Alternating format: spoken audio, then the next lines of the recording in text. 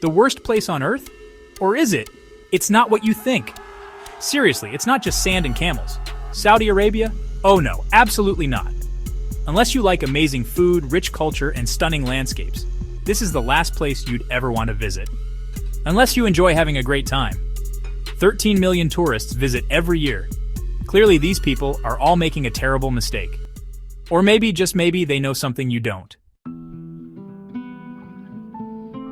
The sand problem. Saudi Arabia's biggest cover-up. Saudi Arabia has a sand problem. And by problem, I mean they have way too much of it. It's everywhere. Beaches, covered, deserts, obviously. They call this the empty quarter. Empty? More like Sand Central. Seriously, it's like the world's biggest sandbox. This isn't your average, everyday, get stuck in your shoes kind of sand. This is premium, white sand. Makes you want to build a sandcastle mansion kind of sand. Just don't forget the tiny sand butlers. Too many fancy buildings. Saudi Arabia's skyline will make you dizzy. So, you've conquered the sand dunes, huh? Think you're Indiana Jones? You think you're tough? Well, get ready for round 2. The skyscrapers are waiting. You'll be so busy staring up at the skyscrapers, you're bound to trip over something. Maybe even your own ego. Riyadh, Jeddah, these places look like they're competing for a future city award. Skyscrapers piercing the clouds, buildings shaped like spaceships. Beam me up, Saudi. They even have one that looks like a giant door. Knock, knock. Who's there? More skyscrapers. What's behind door number 1, Saudi Arabia? More amazing architecture? Yeah, probably. And maybe a camel or two. It's like they're trying to make the rest of the world look bad. Mission accomplished. Oh, you have a cute little skyline? That's nice. Adorable, really. We have a building with a hole in it. You win, Saudi Arabia. Game over. The food dilemma. You'll need to pack your stretchy pants. You've survived the sand, you've dodged the skyscrapers, but can you handle the food? Spoiler alert, you can't. Because Saudi Arabia is a culinary paradise. Or should I say a calorie paradise? Kabsa, shawarma, falafel, hummus. It's a never-ending buffet of deliciousness. Your diet doesn't stand a chance. And don't even get me started on the dates. No, not the romantic kind. They have more dates than a high school prom. And they're way sweeter. Seriously, they're everywhere and they're so good. You'll be dating dates. You'll be full, but you won't be able to stop eating. It's like your stomach has a mind of its own. It's a vicious cycle, and I'm telling you, you won't want to escape it. Welcome to food heaven. Too much culture and history. Prepare to feel woefully uncultured. Oh, you thought you were just going on a relaxing vacation? Think again. Saudi Arabia is a history buff's dream come true. It's like Disneyland for archaeologists. I'm talking thousands of years of culture and history, just waiting to be explored. It's like stepping into a time machine, but without the awkward fashion choices. They have rock carvings older than time itself. And no, you can't use them as your new profile picture.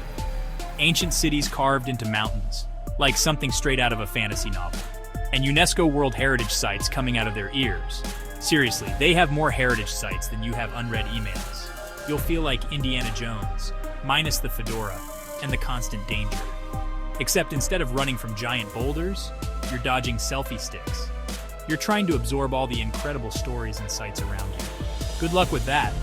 You'll be walking around with your jaw on the floor and probably tripping over it, wondering how one country can have so much to offer. Spoiler alert, it does. They're too friendly. Saudi hospitality will ruin you for life. Saudi people are too nice, like suspiciously nice. They'll welcome you with open arms, invite you into their homes, and offer you coffee and dates like it's nothing. It's like they have a PhD in hospitality. And the coffee? It's like a warm hug in a tiny cup. Seriously, it's like liquid love. They even serve it in these beautiful ornate pots called dallas. It's like drinking from a piece of art. You'll be sitting there, sipping your coffee, wondering if this is all a dream. Spoiler alert, it's not.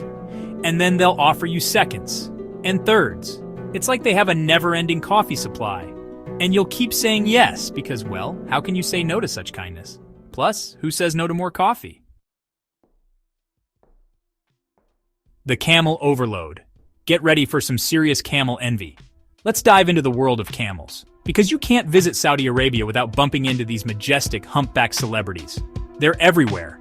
roaming the deserts, chilling by the beach, even photobombing your selfies like they own the place. And the worst part?